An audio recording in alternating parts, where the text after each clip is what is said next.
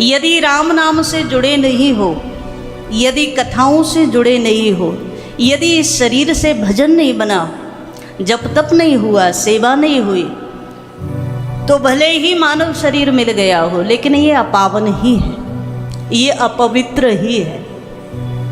पावन कब बनेगा?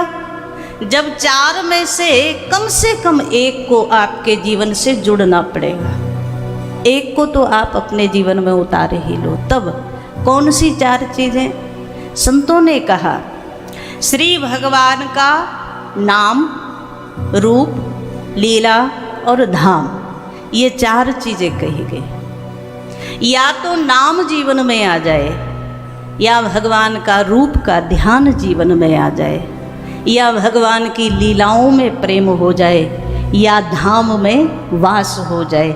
ये चार में से एक भी हो गया तो जीव राम जी का प्रेमी हो जाता है, जीव राम का प्यारा हो जाता है। तो हम आप सब जीवन में प्रयास करें, क्योंकि ये धाम का जो निवास है इसमें चारों आपको मिल रहे हैं, और जिन्होंने चारों लूट लिया वो कितना आनंद का अधिकारी होगा, वो कितनी भगवत कृपा का अधिकारी होगा। बड़े सुंदर भाव से गोस्वामी जी महाराज ने इस भूमि के लिए कहा,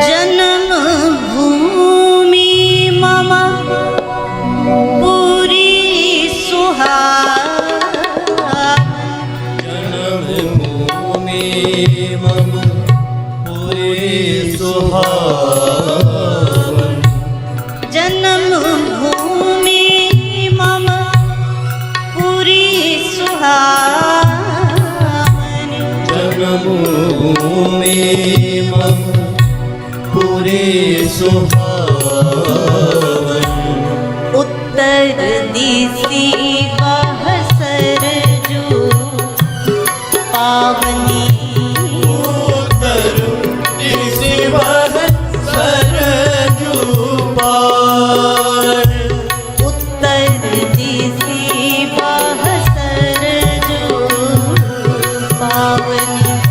उत्तर दिशि बह सरजू पावन। इस धाम में हमें समय मिला है, भले ही कुछ दिन ही सही, दिन तो ज़्यादा है वैसे तो, एक घड़ी आधी में पुण्य याद, इतना भी मिल जाए और आपने उसका लाभ ले लिया तो वो भी जीवन का कल्याण करने वाला है ना। मोदानी जी बाबूजी कहते हैं कि बस मैं तो ये चाहता हूँ सबका कल्याण हो, है ना। तो सबका कल्याण कब हो, कैसे हो? ये धाम में निवास मिला है तो एक एक क्षण बड़ा कीमती है महाराज। कई लोग कहते हैं कि घर में भजन नहीं हो सकता क्या? घर में भजन हो सकता है? कहा महाराज हो तो सकता है, लेकिन मुश्किल बड़ा है। ये कलयुग है ना, यहाँ तो आप अपने व्यापार को छोड़ करके आ गए 7 दिन के लिए, और 7 दिन बढ़िया सरयू मैया में स्नान करो, बढ़िया आनंद से भजन करो, श्री राम जन्मभूमि का दर्शन करो, सुंदर भाव से राम कथा का श्रवण करो। चारों चीजें मिलेंगी, नाम, रूप, लीला और धाम। नाम, जब आप यहाँ बैठे हो तो नाम तो मिल ही रहा है। रूप, जब आप जाएंगे श्री राम लला सरकार का दर्शन करने तो रूप भी मिलेगा, है ना। और पूज्य महाराज जी ने एक बड़ी बढ़िया बात कही, जो अखंड है, अनंत है, निर्गुण है, निराकार है, वो साकार बन करके यहाँ की गलियों में घूमा है, इसलिए यहाँ का महत्व ज़्यादा है। वो दशरथ अजीर बिहारी, यहाँ का महत्व क्यों है? क्योंकि महाराज अगर हम भगवान की विराटता के रूप में दर्शन करें तो विराट तो वो इतना है कि बलि महाराज के यज्ञ में 52 से विराट बने, तो बलि जी को जब ऊपर देखा ना तो भगवान का चेहरा भी नजर नहीं आया। विराट तो वो इतना है कि एक चरण में ही सब कुछ नापने की सामर्थ्य जिनकी थी, वो तो भगवान ने कृपा की जो विराट बन करके 2 चरण में सब नापा। एक चरण में ऊपर के 7 लोग, एक चरण में नीचे के 7 लोग नाप लिए। तो ये तो भगवान की कृपालुता थी कि 2 चरणों का इस्तेमाल किया, एक में नहीं नाप सकते थे। 52 से विराट बने जब। लेकिन महाराज जब हम विराटता की बात करें, मानस में कई ऐसे प्रकरण हैं, कई ऐसे मंदोदरी रावण को सुना रहे, वो कितना विराट, पद पाताल शीस अज धामा, उसका चरण ही पाताल है। और शीस अज धामा ब्रह्मा जी का लोक है, जिनका सिर माया हास बाहु दिक्पाला, विराट का बड़ा विस्तृत वर्णन आया। जिनका हंसना ही माया है, जिनके बाहु ही दिक्पाल है, ऐसे विराट का जब वर्णन किया ना तो संसार में कुछ छूटता नहीं है, सब कुछ उसमें समा जाता है, सब कुछ राममय है। लेकिन उस विराट को हम जब विराट स्वरूप को जब हम सुनते हैं, कुरुक्षेत्र के मैदान में अर्जुन ने कहा महाराज मुझे आपका दर्शन करना है ना। अब मोदानी जी बैठे हैं तो थोड़ा सा भगवान का तो कन्हैया का भी दर्शन करते चले। तो अर्जुन ने कहा कि मुझे आपका दर्शन चाहिए। अच्छा एक बात बताओ, अर्जुन को भगवान का दर्शन नहीं मिल रहा था क्या? 24 घंटे श्रीमद् भगवत गीता में ऐसा आया, जो भगवान के साथ ही खाता था, जो भगवान के साथ खेलता था, जो भगवान के साथ भ्रमण करने जाता था, जो भगवान के साथ ही सोता था, ऐसे अर्जुन के मुख से जब ये शब्द निकले कि महाराज मुझे आपका दर्शन चाहिए, तो सोचो कितने आश्चर्य की बात, जो 24 घंटे भगवान के साथ ही है और वो कहे कि आपका दर्शन चाहिए। भगवान समझ गए, अर्जुन यदि तुझे मेरा वो स्वरूप देखना है तो इन आँखों से नजर नहीं आएगा। दिव्यम ददामि ते चक्षु, मैं तुझे दिव्य चक्षु दूंगा, उससे वो नजर आएगा, इन आँखों से नजर नहीं आएगा। और तब श्रीमद् भगवत गीता में अर्जुन ने भगवान के विराट का दर्शन किया दिव्य चक्षुओं से। और जब विराट को देखा तो अर्जुन तो भयभीत हो गया। क्यों? कहा महाराज विराट में तो संपूर्ण विश्व समाहित हो रहा है, विराट में तो संपूर्ण विश्व लय हो रहा है। अर्जुन ने हाथ जोड़े, महाराज मुझे तो वही दर्शन दे दीजिए, वही सौम्य रूप दिख जाए। भगवान विराट से उसी द्वारिकाधीश भगवान कृष्ण के रूप में आए। कहने का भाव केवल एक है, विराट स्वरूप में जब आप परमात्मा का दर्शन करते हो तो महाराज विराट से भय लगने लगता है। विराट से प्रेम नहीं होगा, विराट से भय होगा। क्यों? जब भगवान की इतनी बड़ी महत्ता देखोगे, काल भी जिसके सामने हाथ जोड़ करके खड़ा है तो भय लगेगा कि नहीं लगेगा, है ना। अर्जुन का शरीर कांप गया, हाथ जोड़ करके बोला महाराज ये स्वरूप अब नहीं चाहिए, हटाइए इसको, मुझे तो कृष्ण रूप चाहिए, सौम्य रूप चाहिए। तो विराट स्वरूप से प्रेम नहीं हो सकता, विराट स्वरूप से भय होगा। प्रेम कौन से स्वरूप से होगा? कहा प्रेम भगवान के उस रूप से होगा जिसे मानसकार ने कहा मंगल भवन अमंगल हारी, द्रवहु सो दशरथ अजिर बिहारी। जो दशरथ के आंगन में नंगे पैर क्रीड़ा कर रहे हैं उनसे प्रेम बनेगा, है ना। प्रेम किससे होगा? क्योंकि वहाँ जो भी दर्शन करेगा उसको लगेगा कि ये मेरे जैसे है, ये मेरे हैं। तो विराट से प्रेम नहीं हो सकता, विराट से भय होगा। पर भगवान का जब सौम्य रूप हमारे सामने, चाहे वो कृष्ण रूप में आए, चाहे वो राम रूप में आए, तो उस रूप से प्रेम हो जाता है। रमन्ते योगिनो अन्ते नित्यानंदे चिदात्मनि, जो सब योगियों के हृदय में रमण करने वाले हैं वही तो राम है। तो यहाँ चारों चीजें, नाम भी मिले, रूप भी भगवान का मिलेगा, और रूप भी वो जिससे प्रेम हो जाए। यहाँ भगवान विराट नहीं है, यहाँ भगवान राम लला सरकार के रूप में बैठे। और बच्चे से तो सबको प्रेम होता है ना। भगवान का भी जो बाल स्वरूप है, शंकर जी से पूछो, शंकर जी से कि आप किस रूप का ध्यान करते हो। राम जी के भी एक वनवासी रूप है, एक राजा का स्वरूप है, एक राम जी का बाल स्वरूप है। तो किस स्वरूप से प्रेम करते हो? तो शंकर जी कहते हैं बंदो बाल रूप सोई राम। हम तो राम जी के बाल स्वरूप की वंदना करते हैं, मतलब जिनका आप दर्शन करने जाओगे ना, ये शंकर जी के भी इष्ट है। और महाराज बाल रूप से तो प्रेम होता ही होता है। तो नाम, रूप, लीला। लीला वो जो आप सब लोग श्रवण कर रहे हैं, ये लीला। भगवान की लीला सुन करके जीव का उनकी कथाओं से प्रेम होता है, उनकी लीलाओं में प्रेम होता है, और उस प्रेम का परिवर्तन राम जी में प्रेम हो जाता है। इसलिए कथा जरूरी है। और धाम तो है ही है महाराज। तो 7 दिनों तक हम लोग धाम की महिमा भी सुनेंगे, तो धाम से भी प्रेम होना चाहिए, होगा। वैसे तो श्री धाम अवध कई वर्षों से महाराज छाया हुआ है ना। अयोध्या धाम केवल भारत में ही नहीं, विदेशों में लोग अयोध्या के नाम से ही वहीं से प्रणाम कर लेते हैं। आज की जो स्थिति, तो विशेष रूप से धाम की महिमा तो है ही है।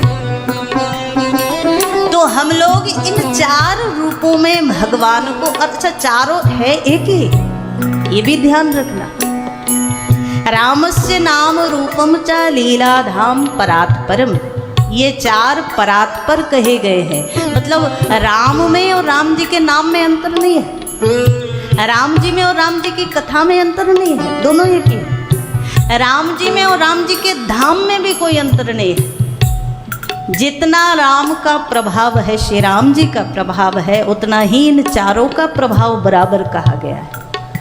इसीलिए तो एतत् चतुष्टयम नित्यम सच्चिदानंद विग्रह, वशिष्ठ संहिता में आया, ये चारों सच्चिदानंद स्वरूप हैं।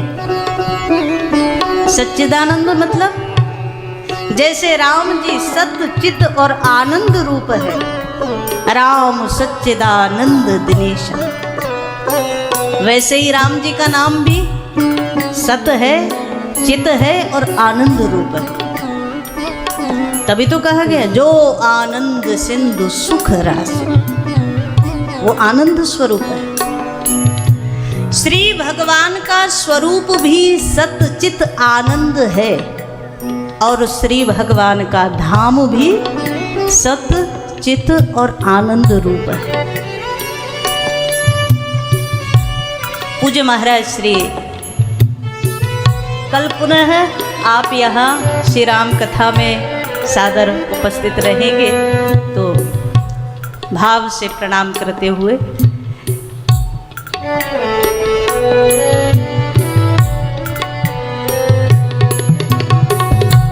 यही रघुपति नाम उदारा,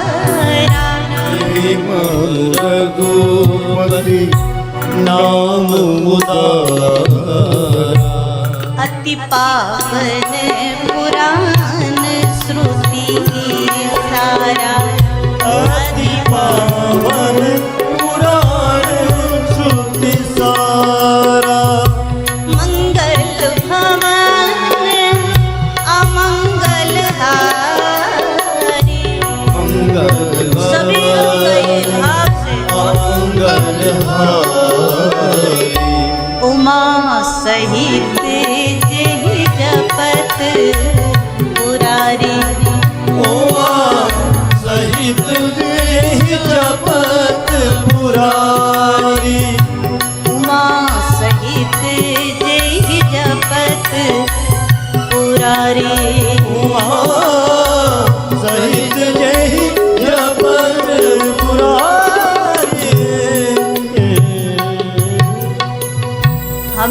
चिंतन कर रहे हैं। ये चार जो चीज़ें बताई हमने, नाम, रूप, लीला और धाम, ये चारों राम ही हैं, थोड़ा भी अंतर नहीं है राम जी से। जैसे राम जी सच्चिदानंद स्वरूप हैं, वैसे ही नाम, रूप, लीला, धाम भी सच्चित आनंद स्वरूप है। अच्छा, आप कहें कैसे? जब सत कहा गया तो सत मतलब जिसका कभी विनाश न होता हो। देखो, आज प्रथम दिवस भी है और ऐसा हमें भी लगता है कि केवल कथा आपको सुना दें तो उतना ज़्यादा लाभ नहीं, कथा का सार भी मिलना चाहिए, है ना। और वैसे भी अब आप लोग पके हुए हैं, पहली बार आए, पहली बार मिले, पहली बार कथा में बैठे, तो उसको साधारण सहजता में समझाया जाता है। लेकिन आप लोग तो जब 29 शिविर हुए हैं तो कई लोग तो ऐसे हैं जो 29 के 29 में ही रहे, है ना। कुछ लोग कम में रहे होंगे, लेकिन आप लोग कथा के रसिक हैं, तो एक फल जब पक जाए तो उसके अनुसार फिर उसकी चर्चा होनी चाहिए, है ना। तो सतचित आनंद रूप है ये चारों। अब सत किसे कहते हैं? सत कहते हैं अविनाशी तत्व को, जिसका कभी नाश न होता हो, वो सत है। इसीलिए कहा राम सच्चिदानंद दिनेशा, राम जी सच्चित आनंद स्वरूप है। कृष्ण क्या है? बोले सच्चिदानंद रूप है, विश्वोत्पत्त्यादि हेतवे तापत्रय विनाशाय श्री कृष्णाय वयम नमः। श्री कृष्ण क्या है? बोले सच्चिदानंद रूप है। श्री राम क्या है? सच्चिदानंद रूप है। तो सत का मतलब जिसका कभी विनाश नहीं हो, जिसका कभी अंत ना हो, जो अनंत है, जो सदा है, वो सत है। दूसरी बात कही चित। चित का मतलब चैतन्य रूप। कई बार आपने व्यवहारिकता में सुना होगा, कोई व्यक्ति जब उसके शरीर से प्राण निकल जाए और वो शव हो जाता है, तो लोग कई बार कहते हैं आत्मा राम निकल गया। एक शब्द का प्रयोग अक्सर सुना होगा व्यवहारिकता में आपने, आत्मा राम निकल गया तो ये शरीर शव हो गया, है ना।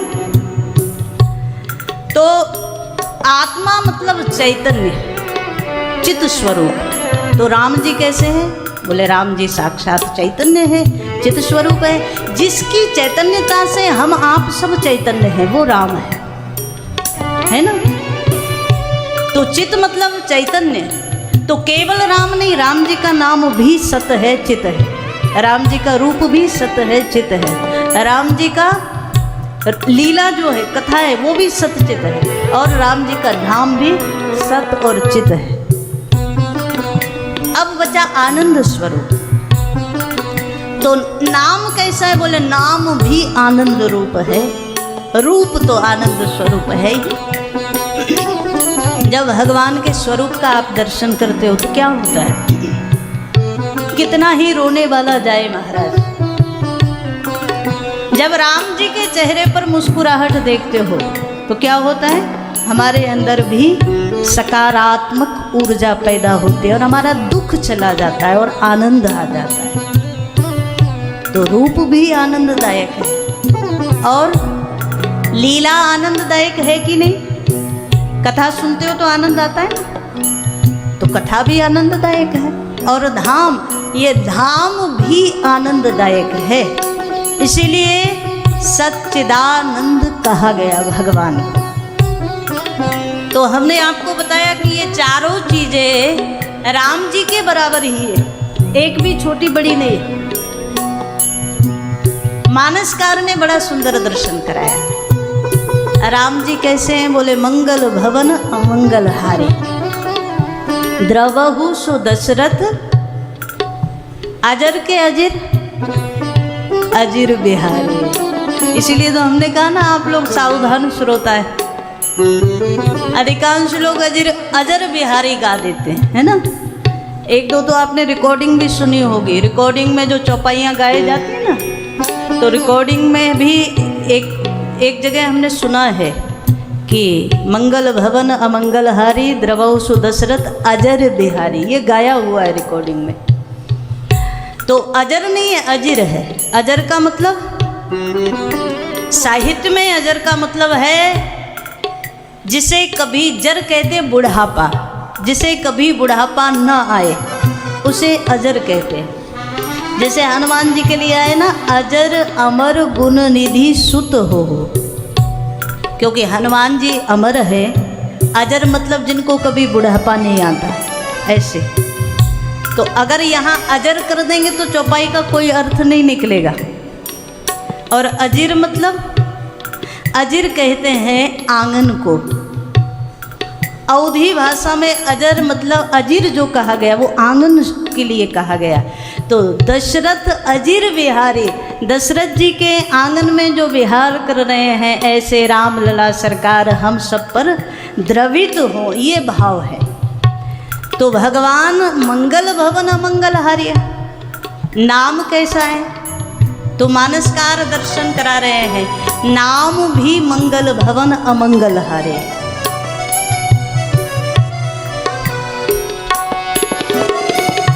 मंगल भवन अमंगलहारी, मंगल भवन अमंगलहारी, उमा सहित जेहि जपत पुरारी, उमा सहित जेहि जपत पुरारी, उमा सहित जेहि जपत पुरारी, उमा सहित जेहि जपत पुरारी। तो दोनों में अंतर है क्या? राम जी के लिए कहा ना मंगल भवन मंगलहारी, तो नाम के लिए भी कहा उमा सहित जेहि जपत पुरारी। इसीलिए, और एक बात और कहें आपको, चारों में से सबसे सरल क्या है? वैसे चारों है एक ही, नाम रूप लीला धाम, पर सबसे सरल क्या है?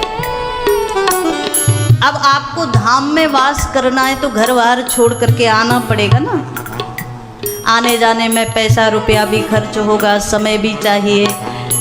जब आप घर बार छोड़ सकेंगे, आ सकेंगे, परिश्रम शरीर का भी लगेगा, पैसा भी खर्च होगा, समय भी लगेगा, तब जा कर के धाम मिलेगा, है ना। रूप कहा महाराज, रूप के लिए तो बड़ी बड़ी साधना करनी पड़ेगी, तब उसका रूप ध्यान में आता है ना। लीला कथा, अब कथा के लिए भी कोई मानव सत्संग समिति तो चाहिए, तभी तो कथा सुनने को मिलेगी, है ना। ऐसे ही थोड़ी, कोई आयोजक चाहिए, कोई कराने वाला चाहिए, तब कथा सुनने को मिले। तो सरलता की दृष्टि से अगर देखें तो चारों में सरल क्या है? बोले नाम सबसे सरल है। और इसीलिए गोस्वामी जी महाराज ने पूरी रामचरितमानस में केवल 24 चौपाइयाँ ऐसी हैं जिसमें रा और माँ वर्ण नहीं आया। और उसके पीछे भी बड़े बड़े कारण हैं, कभी समय मिलेगा तो बताएंगे। केवल 24 चौपाइयों को छोड़ दिया जाए तो बाकी प्रत्येक छंद में, चौपाई में, दोहा में, सोरठा में गोस्वामी जी महाराज ने इस तरीके से उसकी रचना की है कि उसमें रा और माँ वर्ण अवश्य आया है। राम स्पष्ट शब्द नहीं, स्पष्ट तो कुछ चौपाइयों में है, अलग है, लेकिन हर एक चौपाई में रा और माँ, ये जो दो वर्ण हैं वो अवश्य आए ही है। इस रूप में रामचरितमानस लिखा गया। आप सीधा सीधा नाम ना ले पाओ तो किसी भी चौपाई को आप पढ़ोगे तो राम जी का नाम खुद ब खुद निकल जाएगा। इसीलिए राम जी का नाम सबसे सरल है और कलयुग में सबसे प्रभावशाली भी है।